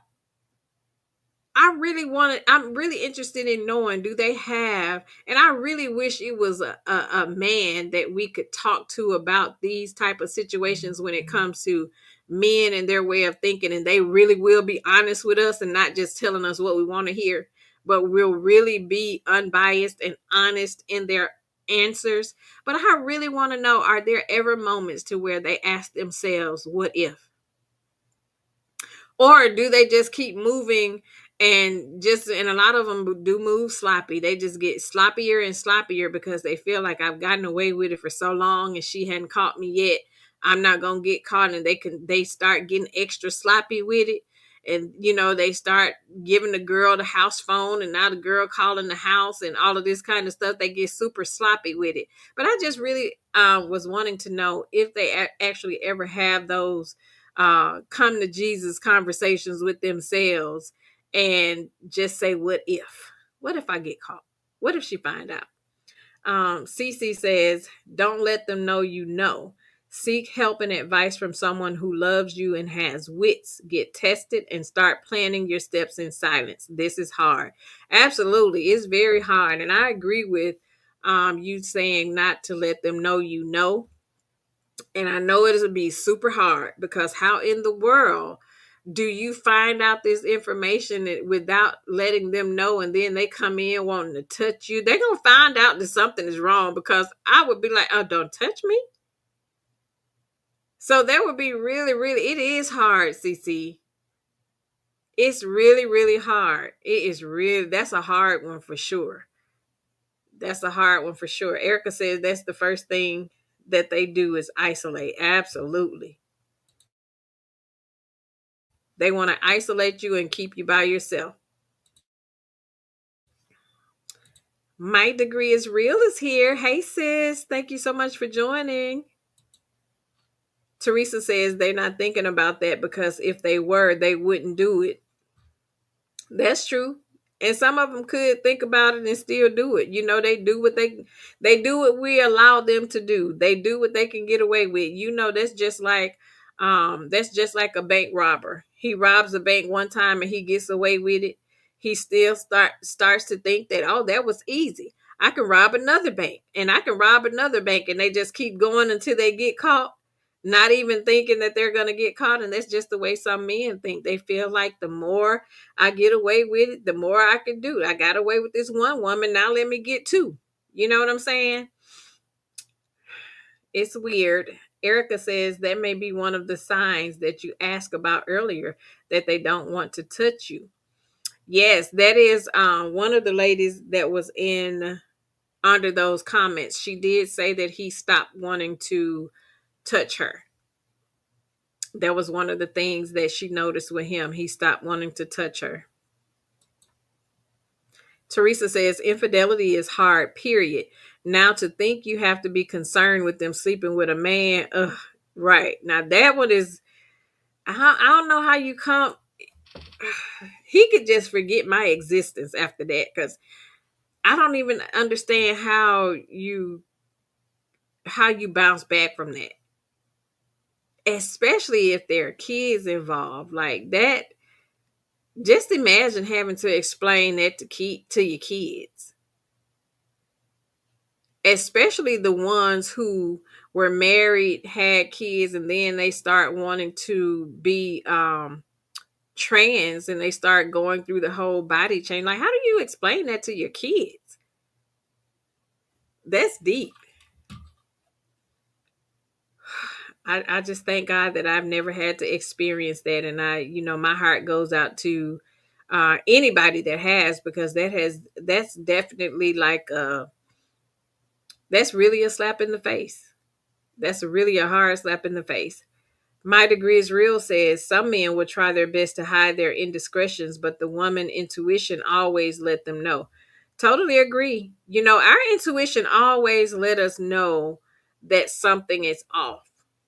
Our intuition always lets us know that something is off, and we just need to start paying attention to it more and acting on it, and not just brushing it off and pushing it to the side, because a lot of times, like I say, we're human, and it's the human side of us to always want what we want, And, we don't want to have to go through the hard phases, but, we got to stop acting like we got to stop overlooking our women's intuition and just really start acting on it for sure. Teresa said Rashida said that too. He wouldn't touch her.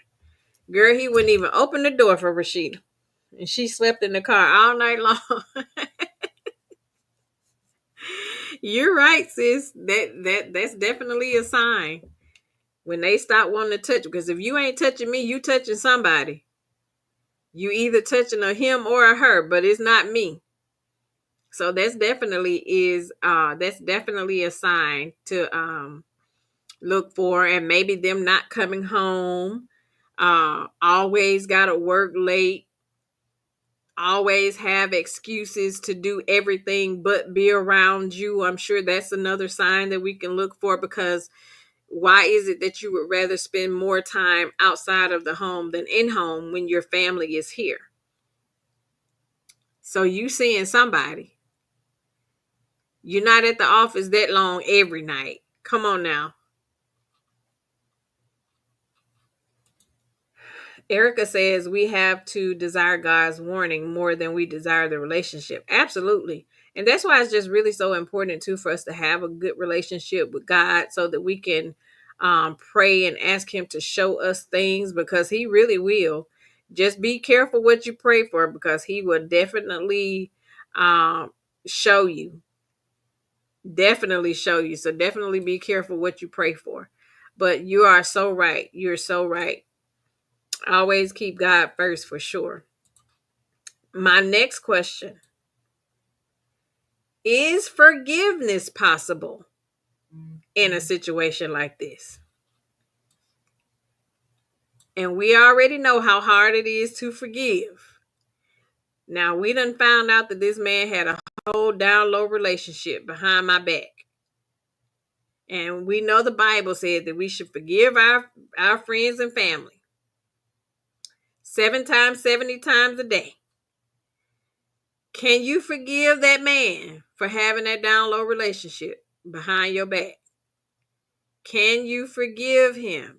Do you think it's possible for you to forgive this man for betraying you like this?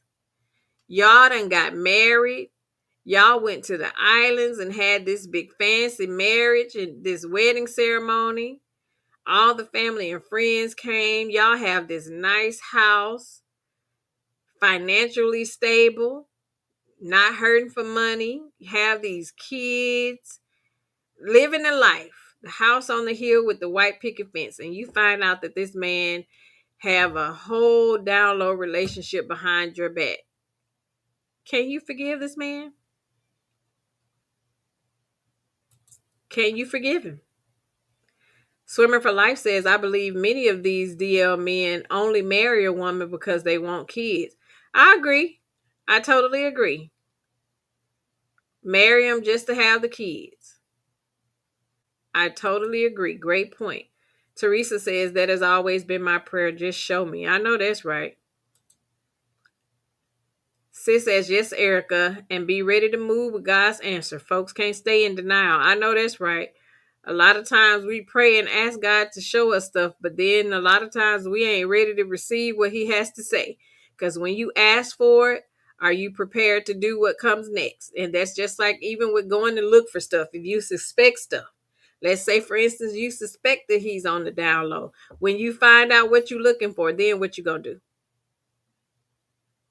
Are you prepared to leave? Are you prepared for the next step? What you going to do? My Degree is Real says, personally, it's a wrap. For sure, it's a wrap. Teresa said, he said, forgive your enemies. Yes, that's what he said, but we know it ain't no but when it comes to what the Lord say, but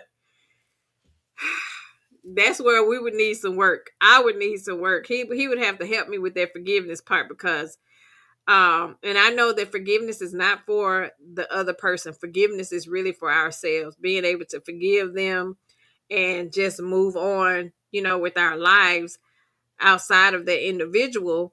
But that's a process, though. Forgiveness is a process. Forgiveness is not an immediate thing. It's not an overnight thing.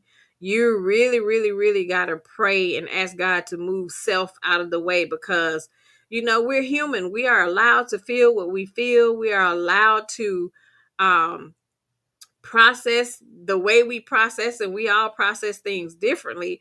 A lot of us are individuals who feels like, depending on what you do to me, I can walk away and act like I don't even know you the next day, depending on what it was. Like, you ain't never got to talk to me again, and I ain't checking for you.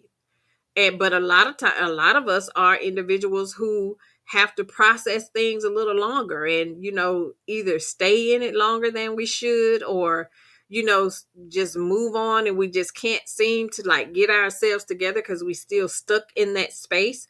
So it takes some of us longer than others to be able to move on and get to that point of forgiveness. But again, like I say, we have to remember that forgiveness is not for them, it's for us, and for us to be able to um, move forward. For sure. Cece says, nope, bye bye. Right. Cece said, bye, boy. Erica says, yes, I can forgive, but with that situation, you got to go. Oh, you going for sure. You going for sure. And that forgiveness ain't going to even come like right away. Like, I believe I could get to the point of forgiving, because again, I would need that for my own mental. I would need to forgive you and release you and let you go. I can forgive you, but you still can't, never, don't talk to me. You can't talk to me. Like, we ain't got nothing to talk about. Um, we don't have to see each other. Like, you really gonna be ghost to me for sure. You gonna be ghost. Forgive, let go, and move on. But as far as you and I, boy, bye. Like Cece said. I am blessed because Pam said, get someone else to do it. That's a deal breaker for me. It's definitely a deal breaker for sure. Look at Sharon talking about child. Sharon said, I don't know. I'm with you, Sharon. That's a hard one. I do believe with time, honestly, with time, I would be able to forgive, but sometimes it be taking a little minute, because we be so angry. We be so angry because, again, the human side of us be looking at everything that we work toward to build together, and we got these kids, and we got all of these assets together, and look at what you did. And now, like, all of this is being demolished and torn apart because of a stupid act that you did. And like, and this is a low. This is not just one of those, oh, he cheated type situations. You got a whole down low personality about yourself, and we didn't talk about that. Like, that's betrayal at the highest in my eyes, because I never would have given you the time of day had I known this was the life that you were living. I never would have wasted my time.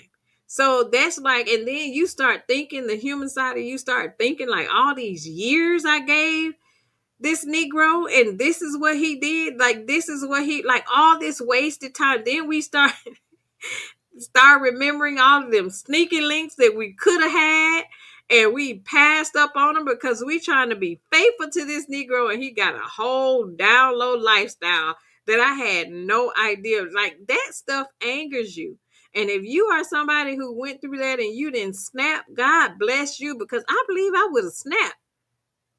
Like sis said, I believe y'all would have been passing the collection plate and having to come and get me, because that's a lot. My degree is real says, no coming back from that. How about I forget you? How about I forget you? We Aquariuses are great at that. I know that's right. It's definitely no coming back. It's definitely no coming. Like, there is, I wouldn't even want you to speak to me after that. Just act like you don't see. If you see me somewhere, act like you don't. Like, don't even come in my space. Like, stay away from me and just don't come in my space. Mama V says confronting them can be very dangerous. Well, you know what? Them having a down low relationship can be dangerous too, sis, because you could give me something that I can't get rid of. So how dare you be mad about me confronting you about something that you chose to do? Like, this involves me. You can be who you want to be, but you involved me in it. I would not have had to confront you if you didn't involve me.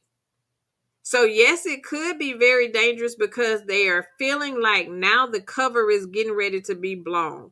Because now, since she found out, she's going to tell people. People are going to want to know why we're going through a divorce or whatever the case may be. So, unfortunately, there are some individuals who have lost their lives by confronting them and choosing to want to walk away from the relationship because they didn't want to be outed. Well, my thing is for you, if you don't want to be outed, don't live the lifestyle, because there's no way I'm not going to out you.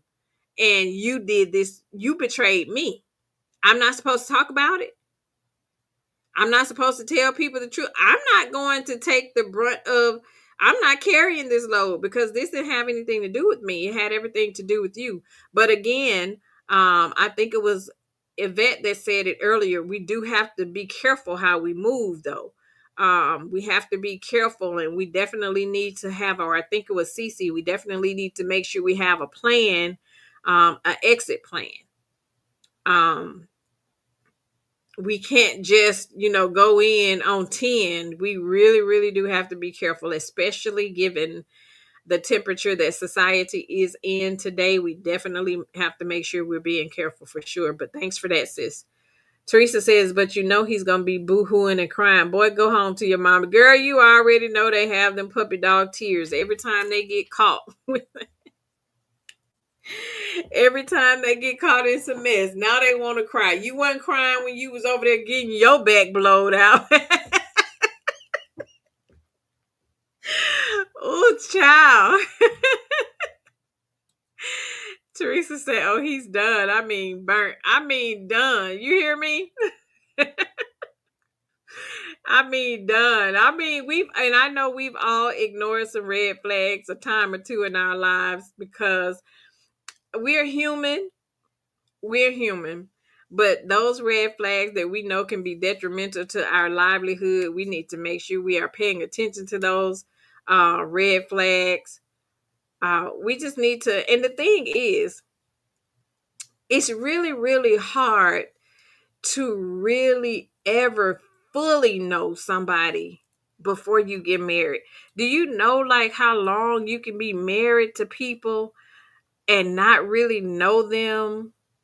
And not even, let's say, not even say marriage, just in relationships with people, you can know people for the longevity of your lifetime and still never really know people. Some people are really good at hiding who they are. Some people really are good at hiding who they are.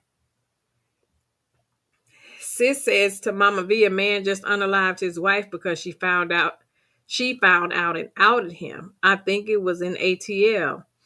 Oh no, that's sad. And see, they will. But again, you know what I'm saying? Like, how are you angry because she found out? Like, I'm your wife and you out here living a whole double life.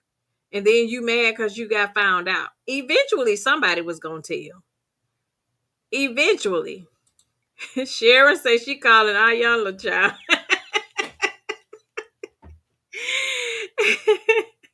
Girl, we gonna be on somebody's couch crying. Call Ayala child. And it's sad. It really is sad though. We can go a whole lifespan and not really even know people and not even know the person that is sleeping right next to us. You really could low key be sleeping with the enemy and have no idea that the person really don't have your best interest at heart. You really can. And it is so sad. It is so sad. But all I can say is be careful. Pay attention to the red flags. Um, don't take anything lightly. Have an exit plan. Move. carefully, strategically, and just be careful out there. Like, oh, be careful, especially if you suspect that they are just sleeping around, period. Because at that point, when you suspect that he's sleeping around, you don't know if it's a man or a woman these days. But get yourself checked out. Make sure you are getting yourself checked out and making sure that um, you're keeping yourself safe for sure. I am blessed pecan. Pam said, yes, hiding until the mask falls off. Yes. And that's why I say, like we were saying earlier, it's so important to have a good relationship with God so that you can pray and ask him to show you things. And he'll show you. You just have to pray and ask, but just be prepared for what he show you, because he'll definitely show you if you ask. Right. My degree is real says know your status. I know that's right. Definitely make sure you know your status. But I have some key takeaways. Great topic, y'all. Did y'all enjoy this topic? Who in the world did I marry? Isn't this something though to just, and it's a topic for, the majority of us is just a topic, but it really is people who are out here dealing with men who are living on the down low, or, found themselves in these very types of situations. And it's different from our view because we're on the outside looking in, and we're having the discussions and we're talking about it. And we won't know how we will react in a situation like this until we are actually faced with that situation. But it really is people out here, this is their life. Like, we're talking about it, but this really is their life. They are really out here living like this. And it's unfortunate, but people really are out here living these kind of lives. And for us, it just seemed like a TV show, and it's just so unreal, to actually believe like you're a whole man that's got a whole underworld life that you're living with another man while married with kids, and just acting like you showing up at the PTA meetings and acting like everything is okay. Some of them sitting in the church pulpit, yes, some of them sitting on the deacon's board, yes, teaching Sunday school all up and through churches and everything else, but you live in a whole secret lifestyle. Whole secret lifestyle, and nobody knows. And the thing about it is, and one of the other questions that I read too, one of the other questions that I read under that topic was, how is it that it's always easier for people on the outside to see that this man is gay, and you're with the man in the relationship and married to him, and you don't even see the signs? How is it? And that's just like, and I was just saying when I was reading that question, that's just like if you're in a relationship with a dude and he cheating just with another lady, it's easier for people on the outside looking in to see signs that you don't see, because you're blinded by love. You're blinded by whatever he's telling you, and you don't see things because you have blinders on. And sometimes it's not until you've removed yourself from the situation that you actually can see clearly. And that's a lot of us. Sometimes, a lot of us at some point in our lives have been in situations longer than we should have been, because it was red flags. We just overlooked the red flag because we loved and we was standing beside our man child. And we stayed in the situations longer than we should have. And we had people telling us, girl, that boy don't mean you no good. Girl, you don't need to be with that boy. Girl, that boy gonna break your heart. And, people was telling us, and they were able to see stuff, but in our little head, y'all just don't want us to be together. You just don't want to see us happy, or you just mad because I got a man. All of those little things, were going through our minds. So people on the outside typically can see, because they can kind of start seeing us change. They start to see our demeanor change. They start to see that, okay, he's isolating her. He's causing her to cut off everybody that she had in her life before she got with him. Like, she's moving different, and she wasn't moving like this until she got with him. So it's easy for them to see, that something is off with us in this relationship before it is, because we're in it. He's gaslighting us and filling us up with lies and smothering us with, the little gifts and all of that kind of stuff. And He's telling us that it's just us against the world, and we thinking everybody else just hating on our relationship and don't want to see us together. So it's easy for us to overlook what other people see, because we're just blinded. We have those blinders on. So it's you typically not until things really go bad and we're outside of the situation, then we can see, like, you know what? He did say that. You know what? He did used to do this. That's when we have that aha moment. Unfortunately, we have to go through those things to come out on the other side so that we'll know what to do differently going forward. A lot of times if we, get out of the situations quicker, we wouldn't have learned the lesson that God intended for us to learn. So he allows us to stay in it until we get the lesson. So this time, so when I know next time, ain't no way that I would go through this situation again with everything that I went through. There's no way a man would ever be able to put me through this same predicament again going forward. That means we learned our lesson. And a lot of times we have to stay in it for a minute for us to really get it. That's why when we keep telling people, why didn't you leave? You should have left the first time. They didn't get it the first time. So that's why they stayed. So we stay until we get tired. When we get tired of running our head up against that brick wall or against his fist, when we get tired, then we will have that aha moment with ourselves that we can walk away from the situation. But, like I say, telling somebody to leave is easier said than done unless you're in it. You just don't really know the manipulative and controlling hold that they have on a person as to why they stay. There's a lot of factors that are attributed to why a person stay as long as they stay. So it's hard, and it differs from person to person for sure. Thanks, sis. Teresa says, great topic. My Degree is Real says that was a series on TLC. Okay. Cece says, your topics are always interesting. Thank you, sis. I am blessed because Pam says, great topic. My sis says, amazing topic and discussion. Sharon says, I enjoy all of the topics and the great fellowship with the ladies. Yes, I love us. I love us so much. Y'all just don't know. I love us. I love us. I love our topics. I love our conversations. And although they are topics to us, is real life to somebody somewhere, unfortunately. So hopefully people will, run across these topics and these conversations and be able to listen to what we had to say. But before closing, I have some key takeaways on this topic. Number one, you are not to blame for someone else's deception. Their secret is not your shame. Say that again. Their secret is not your shame. Let go of the guilt that was never yours to carry. That guilt was never yours to carry. So let go. Number two, trust your intuition, even when it's inconvenient. Trust your intuition, even when it's inconvenient. The voice inside of you is always wiser than you think it is. So stop silencing that voice to keep someone else comfort.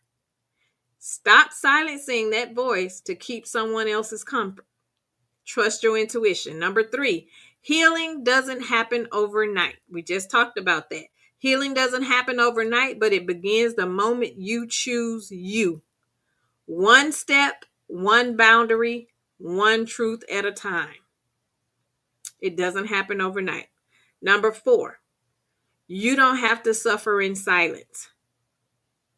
You have community, you have sisterhood, there's counseling, and there are safe spaces just like this one where true healing begins. Sisterhood and community. Go to counseling. Whatever you need to do for you, you do not have to suffer in silence. Number five, your story isn't over. It's just turning the page. The betrayal may hurt. The betrayal may have hurt you, but it doesn't get to define your worth, your womanhood, or your future. Your story is not over. You are just turning the page. That's it. That's all. You may have married a lie, but you're walking in truth, and that truth will set you free.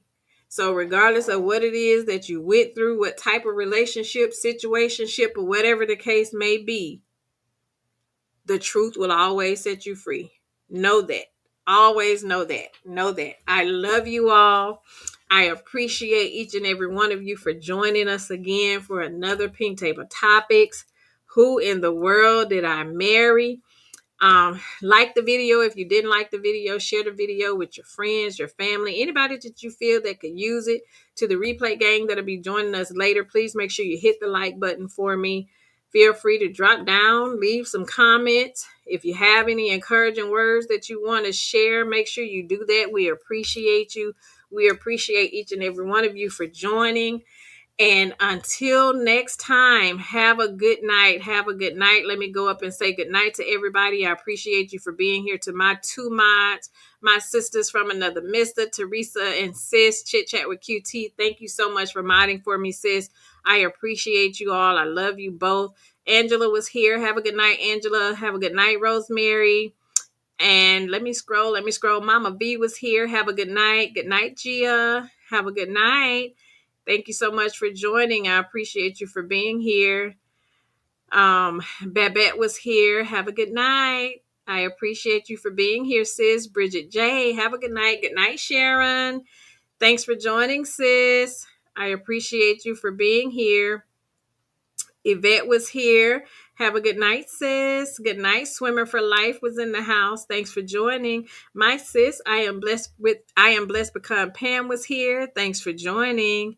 I appreciate you for being here. Mama V was in the house. Thanks for joining. I appreciate you. Good night, Erica. Thank you so much for joining, sis. I appreciate you. Good night, Cricket. Have a good night, sis. Thanks for joining. I'm scrolling. Let me make sure I didn't miss anybody. I appreciate you all too for engaging in the topic.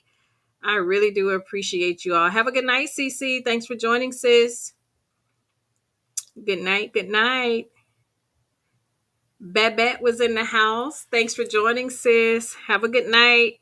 I appreciate you. Good night, Reen. Thanks for coming over, sis. Thank you. Thank you. Thank you. I'm scrolling. I don't want to miss anybody. My degree is real. Did I miss you, sis? Have a good night, sis. Thanks for joining. I appreciate you. Good night. Good night. And I think I have everybody. Have a good night. And until next time, have yourself a good night. And if you don't have a good night, don't you dare go messing with nobody else's. See you all next Tuesday. Good night.